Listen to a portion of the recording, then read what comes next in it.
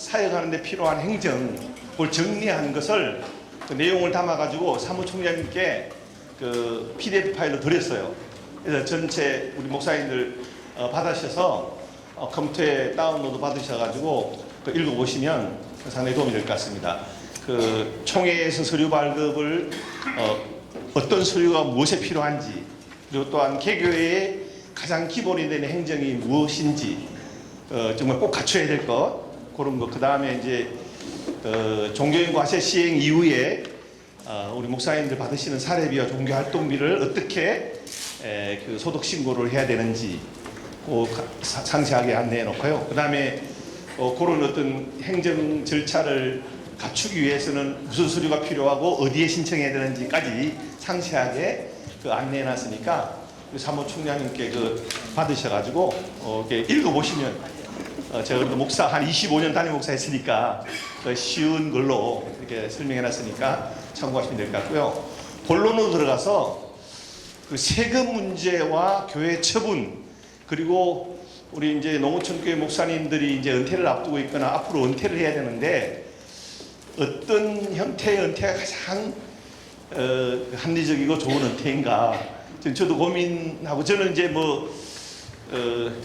사역을 하다가 재단국장으로 마무리 지으면 은퇴가 다 정도 될 것 같아서 특별히, 그리고 제가 그 블로그를 하나 운영하는데 우리 목사님들이 제가 알려주지도 않았는데 블로그를 다 알고 있고 제가 지금 어떻게 생활하고 있는지까지 상세하게 알고 있다니 놀랐어요.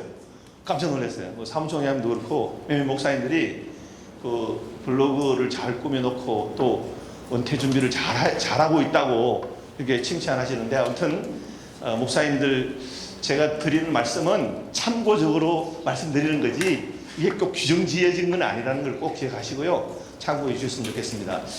특히 교회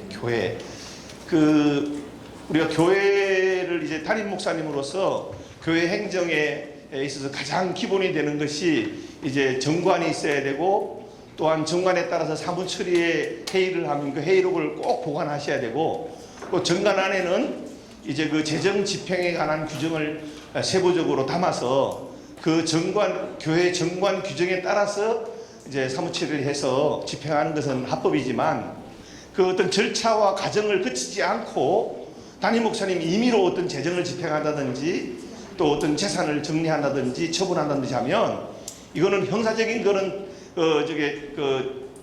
처벌 대상이기 때문에 굉장히 위험해요. 얼마 전에도 이제 개별 교회 명의로 40년 동안 목회하셨는데 이 코로나가 이제 이게 이후에 교인들이 거의 이제 나오지 않고 막 5명, 6명 이렇게 이제 나오고 계시는데 목사님이 나 이제 목회 그만하고 싶다. 정말 믿음 생활하기 좋은 교회로 좀 이렇게 갔으면 좋겠다. 그래 교회에서 결의를 해줘가지고 교회를 처분하려고 하는데 교회가 덩치가 커요.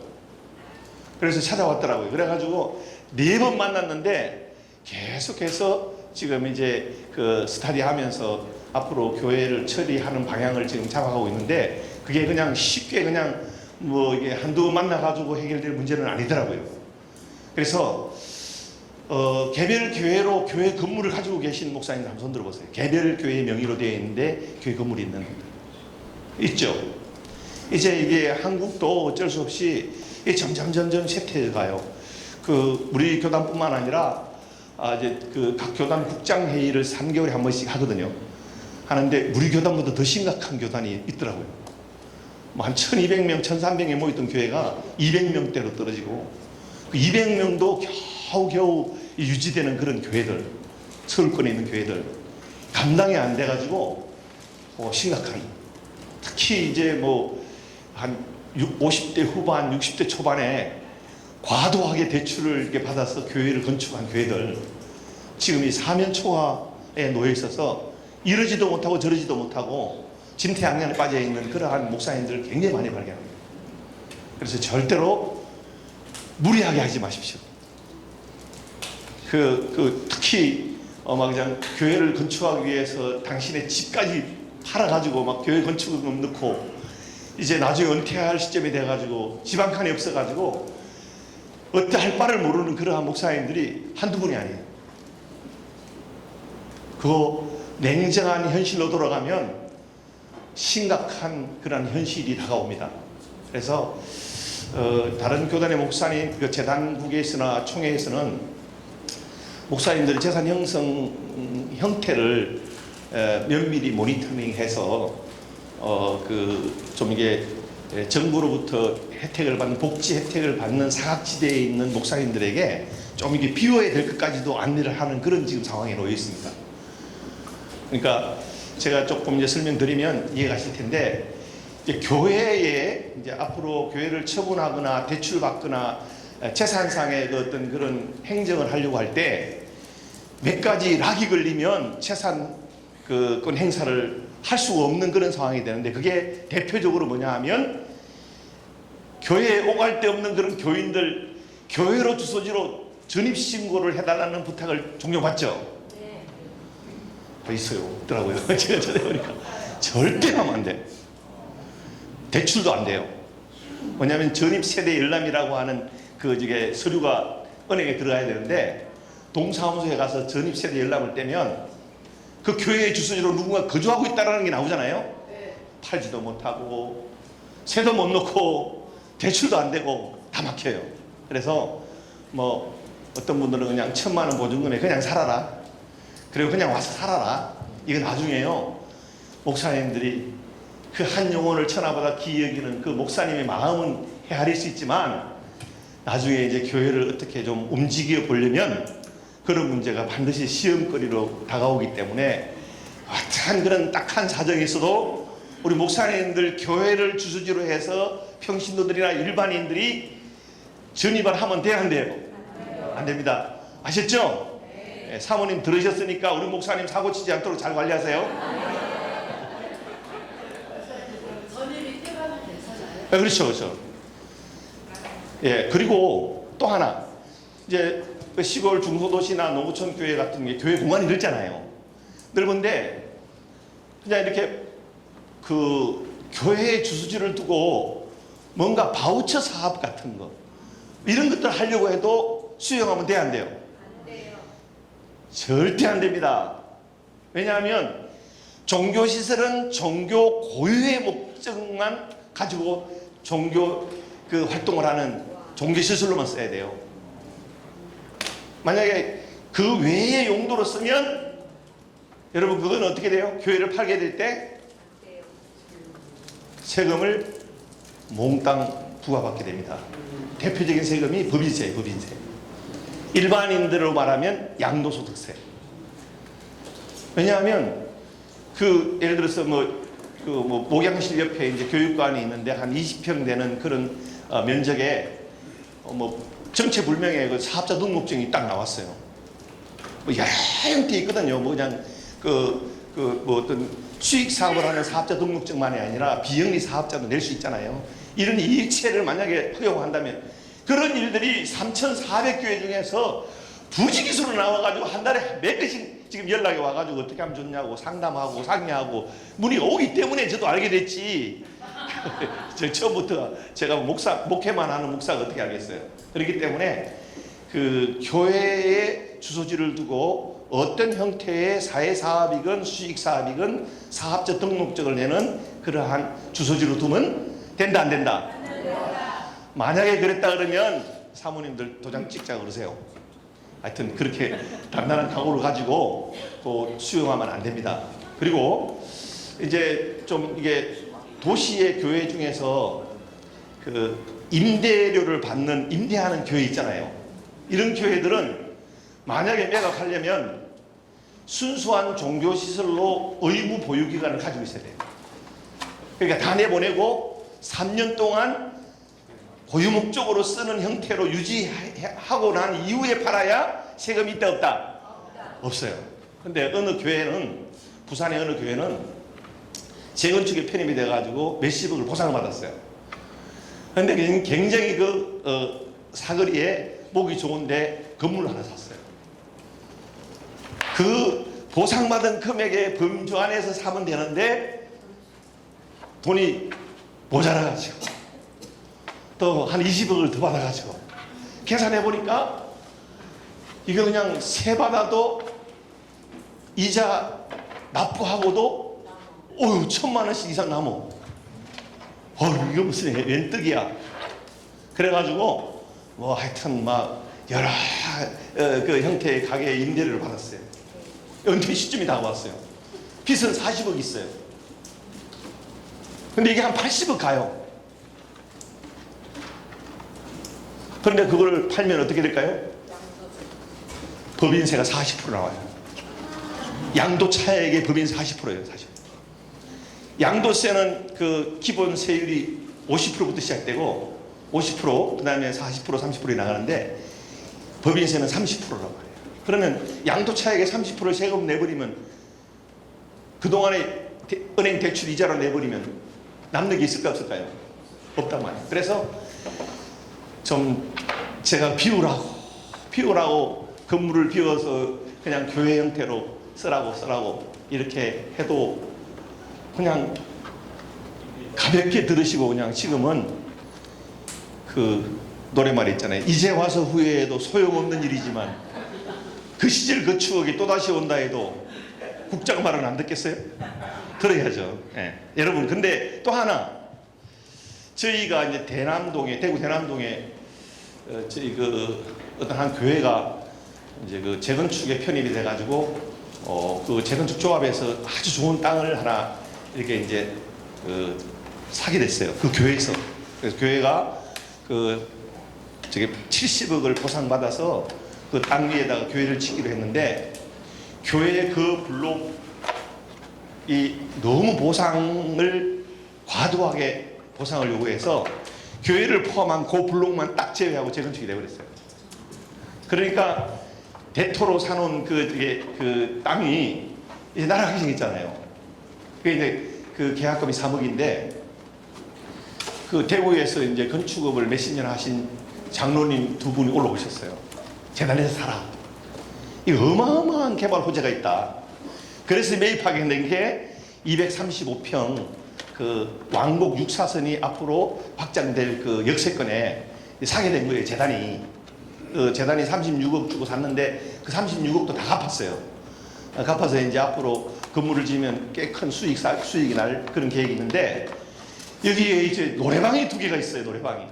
그 이제 수입차 수리하는 캠프 모터스, 세차장, 노래방 2개 이렇게 있는 건물이 있는데 이 캠프 모터스를 내보내고 세차장을 내보내는데 이 주점 노래방, 코인 노래방 2개가 안 나가고 버티는 거예요.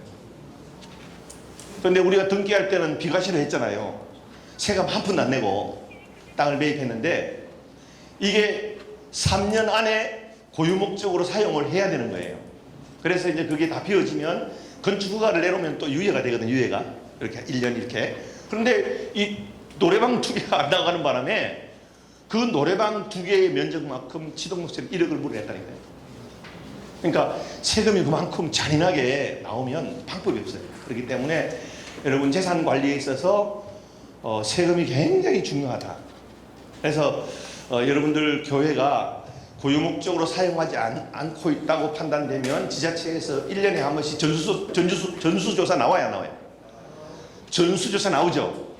통보하고 나옵니다. 그러면 그 강원도 춘천에 있는 어느 교회는 그 6층의 건물인데 이게 이제 코로나가 터지고 난 이후에 한 200명 이상 모이던 교회가 이제 100명도 안 되게 확 줄은 거예요. 근데 이제 한 2층을 그냥 쭉 의자를 밀어넣고 창고처럼 쓴 거예요. 2개 층이 세금이 부과됐을까 안 됐을까요? 됐겠네요. 고유목적 미사용이에요. 고유목적 미사용. 그렇게 세금을 부과하는 지금 현 상황입니다. 그렇기 때문에 우리 목사님들 사역하시는 교회의 빈 공간 절대로 창고처럼 보이게 해서는 안 돼요. 어쨌든 깔끔하게 정리해놓고 여기는 교육관, 아동부 예배실, 회의실, 하여튼 교회가 종교 행위를 하는 그런 공간으로 비춰지도록 관리를 해야 된다는 사실이 있지 않기를 바랍니다. 그래서 전입해도 안 되고 교회를 주소지로 해서 그 사업자 등록을 수익이든 비수익이든 해서도 안 되고 그 다음에 그 고유 목적으로 사용하지 않는 듯한 그런 모습으로 비춰져서 그 건물 사용 내역서를 제출하라 그러잖아요. 그걸 다 교회로 쓰고 있다라고 하고, 특히 시설을 하시는 분들도 있을 거예요, 그죠? 시설 하시는 분들은 시설을 수탁받기 전에 지자체와 상의해서 우리 이 시설을 이 지역 주민의 이 지역 사회의 어떤 복지 정지를 위해서 우리가 희생하고 헌신하고 봉사하는 거니까 이거는 종교 행위의 일환으로 세금을 부과하지 말 것을 약속받고 해야 된다는 거. 그렇지 않고, 그럼 부서가 다르잖아요. 전혀 소통이 안 됩니다. 지자체요, 재산세하고 복지과하고 소통될 것 같아요? 전혀 안 돼요.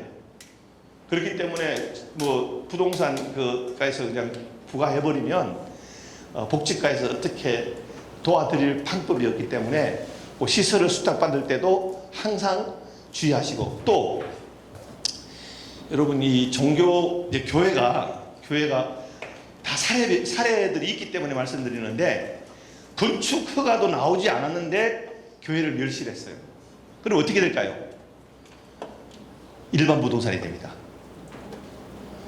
병의가 제대로 돼 있던 교회로 돼 있던, 그럼 뭐가 나와요? 세금이 나옵니다. 그러면 서울 같은 데는, 특히 강남 같은 경우는 예를 들어서 한 500평 정도를 재산세가 부과됐다 그러면 재산세만 한 1억 8천 돼요. 그러면 재산세는 지방세잖아요. 그럼 재산세가 나오면 바로 뒤따라 나오는 세금이 뭐냐 하면 종부세예요. 종부세. 종합부동산세라는 말 들어봤죠? 이거는 재산세 10배에서 8배에서 10배예요. 그러면 1억 7천이면 얼마 나오는 거예요? 그렇게 돼버려요. 그렇기 때문에 건축 허가가 나서 기공 예배를 드리고 난 뒤에 멸시를 하면 그건 여전히 뭐로 유지된다고요? 종교시설로 유지되는데, 건축 허가도 안 받고 그냥 허가도 넣지도 않고 건물이 그냥 노후화 돼가지고 멸시돼 버리잖아요. 본당이 있어요. 사택, 교육관 헐어버리면 어떻게 된다고요? 헐어버리는 그 순간, 멸시라는 순간 무슨 부동산이 된다고요? 일반 부동산이 된다는 거예요. 이해하세요? 네. 그렇기 때문에 예를 들어서 뭐 그 교회가 재단에 전화만 한 통 했어도 괜찮을 것을 홍역을 치르고, 교회가 규모가 있는 아주 큰 교회고 그 교회의 법무팀이 동원돼 가지고 다행히 잘 해결됐으니까 망정이지, 일반 교회들 대부분은 해결 못합니다. 두 번째로, 또 이제 다 농어촌에 제가 이 말씀을 드려도 될지 모르겠는데, 이제 대도시 같은 경우는 재개발 재건축에 편입이 되잖아요. 그러면 교회에 쓸 때는 세금을 냈어요, 안 냈어요? 안 냈잖아요. 그런데 이제 그 재건축 조합에서 예를 들어서 우리 평화교회에 대토를 줬어요, 그죠? 대토를 이제 블록을 정해지고 지분이 주어지지 않는 블록을 받았단 말이에요. 몇 평을 우리가 주기로 하고. 그러면 우리 교회의 재산이 어디로 넘어가요? 조합장 이름으로 명의신탁대가 넘어간단 말이에요. 그러면 어떻게 될까요? 그때부터 세금이 나와요. 그렇기 때문에 재건축에 편입된 교회들은 그 조합과 사전에 우리는 종교시설이고 종교재산이기 때문에 어떠한 세금도 내지 않는 비과세 그러한 건물이기 때문에, 만약에 이게 이제 재건축이 돼서 조합으로 명의신탁에 넘어가면 일반 부동산으로 분류돼 가지고 재산세가 부과되는데, 재산세는 많지 않을지 모르지만 종부세가 어마어마하게 잔인하게 나오니까 이 모든 세금은 어디에서 책임져야 된다는 조건을 가지고 조합에서 이거는 세금은 꼭 내야 된다라고 하는 그러한 옵션을 걸고 합의를 하고 결정을 하고 명의신탁으로 넘겨야 된다는 거. 참고적으로 이게 뭐 한 120명 오셨다는데 그 중에 한두 분이라도 들으면 그게 또 중요한 자료가 되잖아요. 그래서 말씀드리니까 참고해 주시기를 바라고요. 그리고 종교 이제 보통 이제 목사님들 그 시골 교회들은 보면 목사님 명의로 부동산이 되어 있는 교회에 있는 남성들 있죠. 목사님도 있고. 근데 이게 애매해요. 우리 장 목사님 저하고 계속 몇 번 통화해가지고 그게 방법을 못 찾아가지고 지금 그대로 유지되고 있죠. 오늘도 제가 이제 뭐 이렇게 강의하러 오기 전에 그 강릉에 있는 동해에 있는 교회가 한 750평 정도를 재단에 넣고 싶다고 연락이 왔는데 이 임야예요, 임야. 임야인데 담임 목사님 이름으로 돼 있어요. 근데 이걸 이제 재단으로 넣으려고 했더니 이게 이제 종교 그 넣는 사람은 사실상 그냥 명의신탁으로 넘기잖아요. 그래서 기증하는 거니까. 근데 이거 받는 쪽에서 세금을 내야 돼요. 세금이 나오더라고요. 임야니까. 그래서 지금 상의 중에 방법을 찾고 있는데 아무튼 지금 이제 시골 교회 같은 경우는 교회 옆에 이제 남은 여유 부지가 전이나 답으로 되어 있는 거는 이제 그 비영리 재단에서는 그 수익 사업을 하지 못하게 하기 위해서 이게 전이나 답은 그 소유를 못하도록 막아놨어요. 전과 답. 그럼 대지와 임야는 이제 재단으로 들어올 수 있는데 세금 문제가 걸리기 때문에 항상 그걸 결정하기 전에 세금 문제를 충분히 검토하고 난 다음에 하셔야 된다는 거 꼭 잊지 않았으면 좋겠고요. 이제 그 교회 재산 처분에 대해서 교회 재산 처분하고 그 다음에 농어촌 교회 목사님들의 노후 대책에 대해서 조금 이게 말씀드리고 마치겠는데요.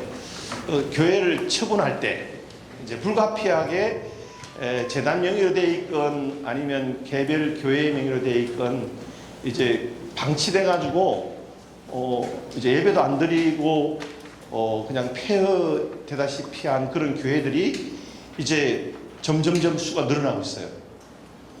그 숫자가 앞으로 헤아리기가 어려울 정도로 많아질 거라고 생각이 되는데 이 재산을 처분할 때 담임 목사님이 계시는 상태에서 재산을 처분할 때 주의될 사항이 있어요. 주의될 사항. 그게 뭐냐 하면 이제 교인도 없고 또 사례비도 받지 못했고 또 20년 30년 사역을 하면서 퇴직금도 없고 그렇잖아요. 그러면 이 재산을 처분해서 일정한 그러한 데 은퇴를 준비하기 위해서는 어떻게 해야 될까요? 그 종교인 과세가 시행되고 난 이후에 그 소득세법 시행령에 종교와 관련돼서 딱 픽스된 게 있어요. 하나가 뭐냐 하면 교회의 최고의 의결 기구의 승인 및 결의에 의해서 지출된 금품이나 재화는 합법이다. 이렇게 명시하고 있단 말이에요. 그러면 지금 당장 제가 지금 두 교회를 지금 같이 상의하고 있는데 이 교회는 지금 덩치가 커요. 이제 처분해야 될 상황에 놓여 있어요. 근데 이분이 20년 동안 사례비를 못 받았어요. 그리고 지금 교회 안에 사택이 있는데 이제 교회를 비우게 되면 할 데가 없단 말이에요. 어떻게 해야 돼요? 합법적인 방법으로 정산하기 위해서는 우리 친례교회 최고 의결 기구가 어디예요? 사무처리회잖아요. 사무처리회에 상세하게 내용을 담아서 언젠가는 해놓으셔야 돼요. 그게 5년 후와 그런 현실이 내 눈앞에 딱 닫았는 그런 현실이 다가올지 10년 후에 다가올지 모르지만 먼 미래를 위해서 지금 우리 담임 목사님으로 계실 때 만약에 은퇴하면 미지급된 사례비와 또한 퇴직금은 매월 몇 년 해서 지불한다라고 하는 것을 사무처리의 회의록에 상세하게 내용을 담아서 사무처리에 해놓으셔야 돼요. 굉장히 중요합니다. 그리고 이제 그러면 이제 그 15년 동안 받지 못한 사례비를 받았어요. 한꺼번에. 그리고 퇴직금을 또 뭐 30년 이렇게 목회한 그 퇴직금을 한 달 사례비를 1년으로 해서 30년 동안 받았단 말이에요. 그러면 그걸 어떻게 해야 될까요? 그건 세금을 내야 돼요. 일시소득으로 간주돼 가지고 그 소득세를 납부하고 그렇게 이제 개인이 수령해야지 수령받고 신고해서 내도 되고요. 또 신고하고 납부하고 나머지 금액을 교회에서 이제 정리하고 정산하고 수령받을 수 있도록 이 두 가지 중에 하나를 선택해서 하시면 되는데 그 전에 절차가 조금 전에 말씀드린 대로 뭘 해놓으셔야 된다 그랬죠? 사무처리에. 그래서 2001년부터 2007년까지는 매월 150만 원 곱하기 7년 얼마 이렇게 해서 쓰고, 그 다음에 뭐 사례비가 처음부터 끝까지 20년 동안 일률적일 수는 없잖아요, 그죠? 그러니까 그걸 차별을 둬가지고 이렇게 청산하고 소득세를 납부하고 청산 받으면 그게 뭐예요? 종교 시설을 이제 매각해서 목사님을 위한 사례비나 퇴직금을 정산해도 불법이다, 합법이다? 합법이다. 그러니까 합법을 만들어야 되는, 합법적으로 그렇게 해서 정리하면 좋겠고요. 이제 보통 목사님들이 이걸 부담스러워 하시는데 냉정하게 하셔야 돼요. 특히 연말에 사무 처리할 때 기도 많이 하시고, 사전에 이제 중요한 재직들 몇 분한테 상의해서 이렇게 정리하려고 한다 해놓고 차후에 이제 교회를 정리해서 보통 이제 이게 좀 교회가 덩치가 큰 교회들도 지금 비어가는 그런 상황인데, 목사님들이 그래도 이게 재단으로 상담해 오신 목사님들이 굉장히 다 순수하시더라고요. 그래서 건강하게 교회를 존속시키고 당신을 위해서는 최소한의 준비를 하려고 이런 마음 중심을 가지고 있으니까 얼마나 제 마음이 좀 이게 쓰린지, 제가 하여튼 도와드릴 수 있는 데까지는 최선을 다해 도와드리겠다고 제가 말씀드렸는데, 혹시 우리 목사님들도 이런 어떤 재정 관리나 또 세금 문제, 재산 처분 문제에 대해서 고민하지 마시고 그 재단에 전화하시면 제가 성실하게 이게 상담해 드리도록 할 테니까 목사님들 고민하지 마시고 재단에 전화 주시면 감사하겠습니다. 그리고 그러면 농촌교회 목사님들 대부분이신데, 재산을 비우려면 아주 비우고, 아니면 재산을 가지려면 확실하게 자기 재산을 확보해서 누구도 의존하지 않고 도움받지 않고 건강한 노후를 보낼 수 있는 그러한 베이스를 만들 수 있는 여건이 되시는 분들은 그렇게 만드시면 돼요. 그런데 이 경계선에 있는 분들이 참 많아요. 이 정부의 복지에 사각지대에 놓여 있고, 뭐 또 조금만 이렇게 정리하면 모든 혜택을 다 받을 수 있는 그런 목사님들이신데도 불구하고 그 방법은 몰라가지고 보통 우리 은혜재단에 연금 가입하신 분 손 들어보세요. 이게 사실 잘하신 거예요. 22만 5천 원 매달 정확하게 나갈 거예요. 지금 아주 잘 지급하고 있고, 사실 은혜재단 법인 설립을 제가 1년에 걸쳐서 제가 국회 입법조사처에 근무하는 행정사 2명을 섭외해가지고 1년 걸려서 만들었는데, 지금 거의 100억 가까이 돼갑니다, 기금이.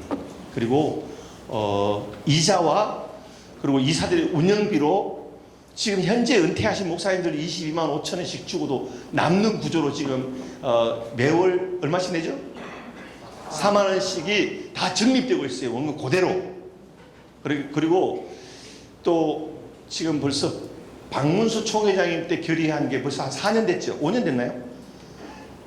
그때부터 지금까지 지금 350명이 넘었어요. 은퇴하신 목사님들 우리 재단 빌딩 임대 수익으로 10만 원씩 지금 3,500만 원 넘게 지금 매달 지금 지불하고 있습니다. 그러면 두 개 합치면 얼마예요? 디글모아 태산이라고 32만 5천 원이잖아요. 자, 그러면 기초 노령연금을 타시는 분 손 들으세요. 봐봐, 이게 아주 지혜로우시고 건강한 생각을 가지고 계신 분들이야. 예. 그 얼마죠? 김일학 목사님? 우리 사모님하고 두 분이서.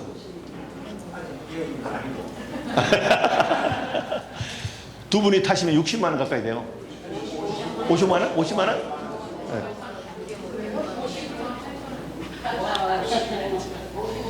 부부가 최대 한 54만 8천 원에서 68만 5천까지 판다고 나와 있어요. 하여튼 제가 자료를 보면.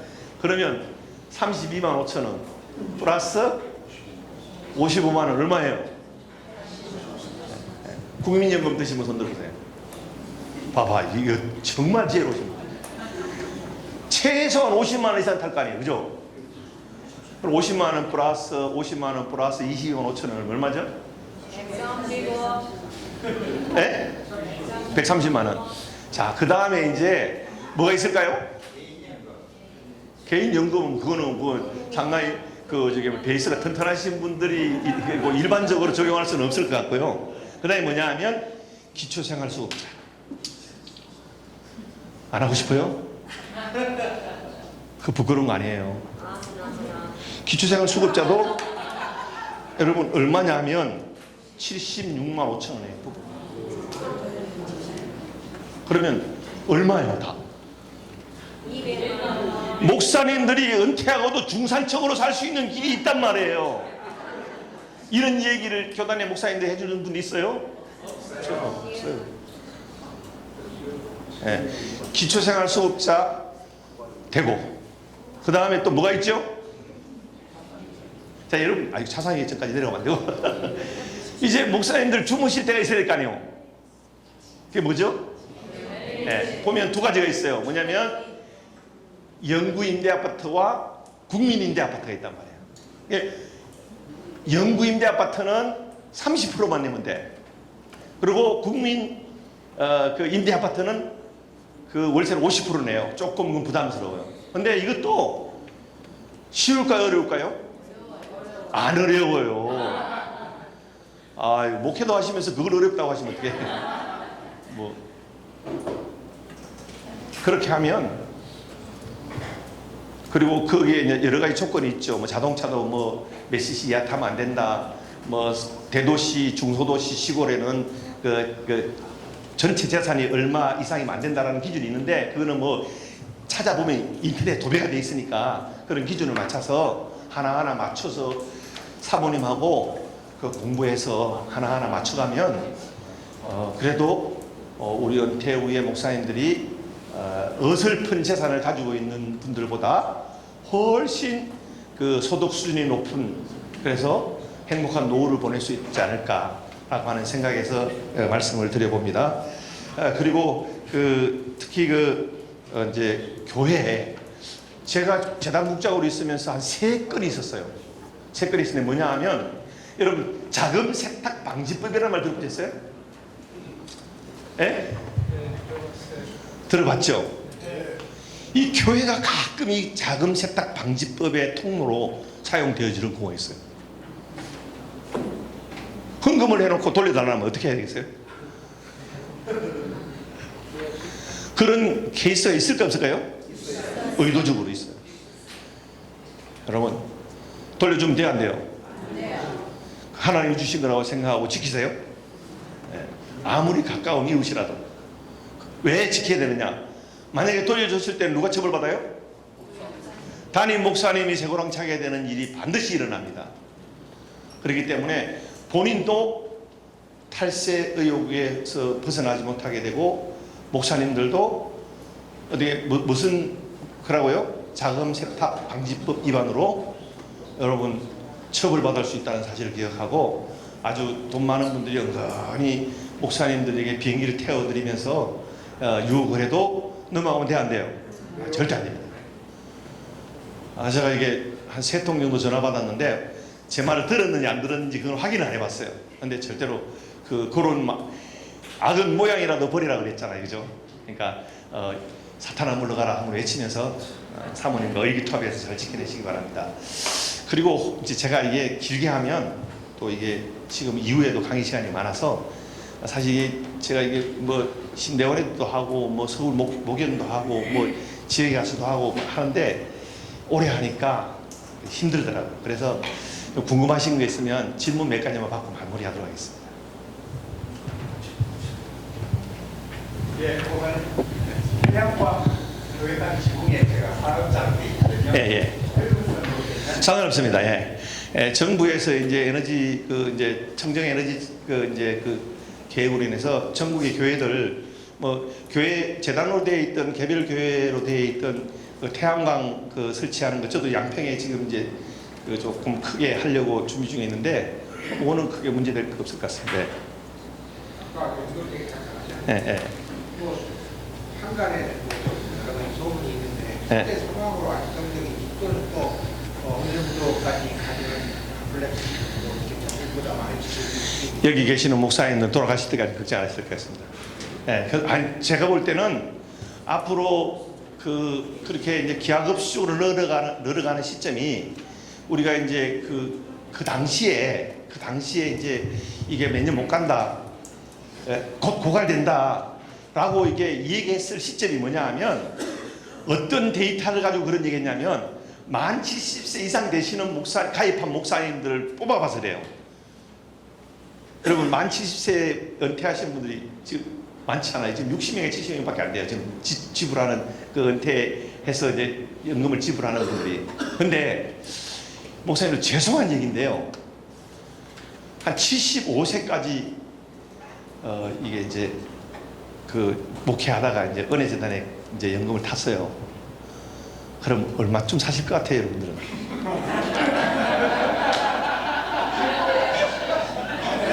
여러분, 국민연금이 저게 평균 수령 기간이 10년이 안 됩니다. 아세요? 고신교단은 8년 채 안 돼요. 그래서 저는 끄떡없다고 생각해요. 그냥 그 은혜재단이 그냥 가만히 있는 게 아니라 파이가 커지잖아요. 점점. 그렇기 때문에 그리고 예. 다른 건 없어요? 은혜재단에 지금 몰라서 가입된 사람한테 지금 가입하면 됩니까? 글쎄 저도 가입하고 싶은데 안 받아주더라고요. 그러니까 네. 아니에요. 국민연금도 받아도 그 금액이 많지 않으면 그 기초노령연금 받는데 아무 문제 없어요. 부부 합산 금액이 제가 찾아본 게 있는데 네. 기초노령연금이요. 저게 기준이 뭐냐면 부부 합산 소득이 360만 원이에요. 10억. 네? 자산이 10억. 예, 그거는 이제 전체 부동 자산은 9억. 예.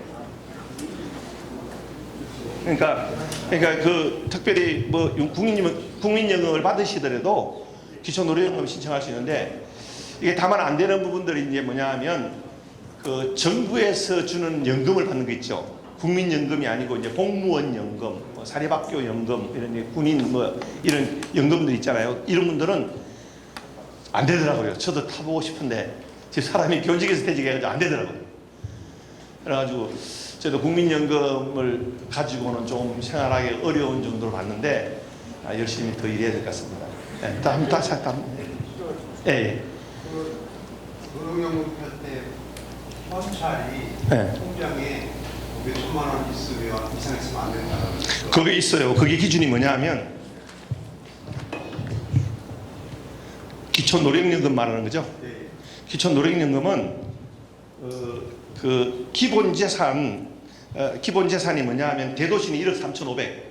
이거는 부동자산, 그 다음에 부동산 자산, 현금 자산, 기타 뭐 자동차, 뭐 골프 회원권, 기타 다 망라해서 대도시는 1억 3,500. 그 다음에 중소도시는 8,500. 농어촌은 7,250만 원. 그 이하로 이제 재산이 잡혀야 혜택을 받을 수 있는 범주 안에 들어간다는 거.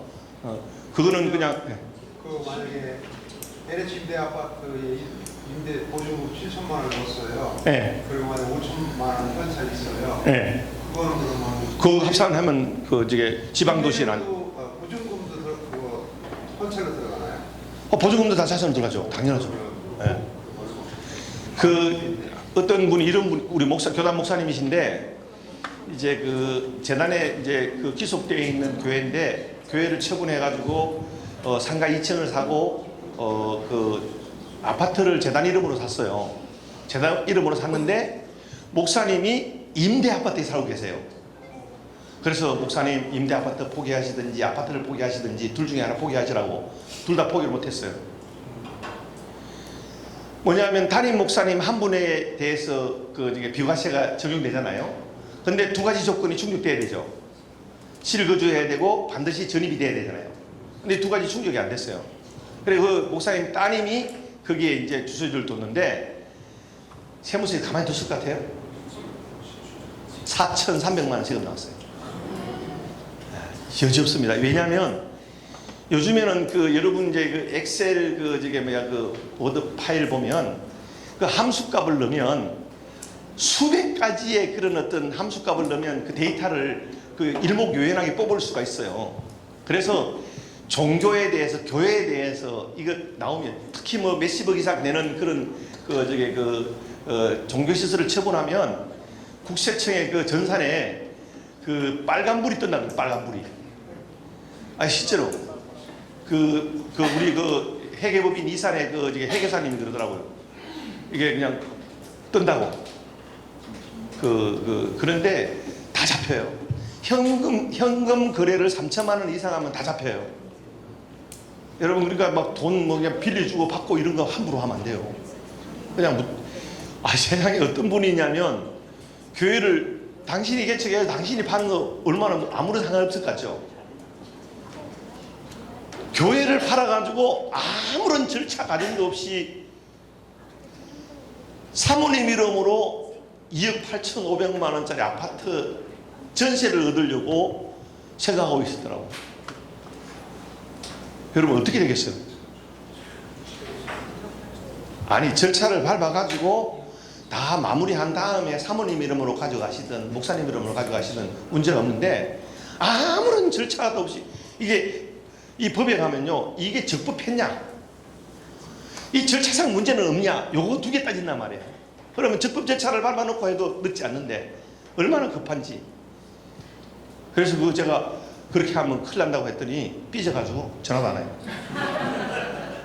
당신을 보호해주는 수단인데 그러니까 주저하지 마시고 고민하지 마시고 또 창피하게 생각하지 마시고 있는 그대로를. 그래서 저보다 나이가 훨씬 많은 선배님이 우시면서 내가 신 목사 이렇게 살아왔다. 근데 어떻게 하면 좋겠냐. 이제는 그 보상을 받으셔야죠. 제가 그래서 사실 같이 먹먹해가지고 처리하고 있는 그런 교회도 있어요. 그러니까 우리 목사님들 평생에 고생하시고 힘드시고 하나님이 보상하시지만 그 하나님이 다 보상해 주시면 얼마나 좋겠어요. 내 생각하는 그 이상으로. 근데 하나님이 예정하셔요. 네. 한 가지 더 여쭤보면 네. 부모가 자식에게 물려준 양도세나 증여세를 받잖아요. 걸리잖아요. 자식이 제가 은퇴된 돈이 없으니까 임대료를 대신 내줬어요. 저한테 통장으로. 그건 어떻게 됩니까? 그거는 이제 뭐냐면 이제 기초생활수급자나 저게 어떤 그런 또 뭐 있죠 우리 노령연금을 받는데 그게 이제 걸림돌이 돼요. 그게 반드시 걸림돌이 됩니다. 왜냐하면 부양 의무자가 없어야 돼요. 부양 의무자가. 그러니까 자녀들이 이렇게 어떤 그 경제적인 활동을 굉장히 상위 클래스로 하잖아요. 그러면 나한테 이런 한 푼 도움도 안 되는 인간이 끝까지 도움이 안 돼요. 네. 이해 가세요? 잘 타먹는 이들이 있는데. 예? 잘 타먹는 이들이 있다고. 그거는 잘 살아. 교묘하게 만들었을 거예요. 뭔가 법적인 요건에 충족시켰기 때문에 됐을 거예요. 그래서 그냥 시골 제가 양평에 살고 있는데 집 앞에 장로님인데 목사님 아들이 목사님이에요. 근데 다 땅을 다 넣어놔 줘버리고 자기는 그냥 거지가 돼가지고 기초생활수급자도 하고 노령연금도 다 먹고 다 주더라고. 장로님이 얼마나 똑똑하셔요.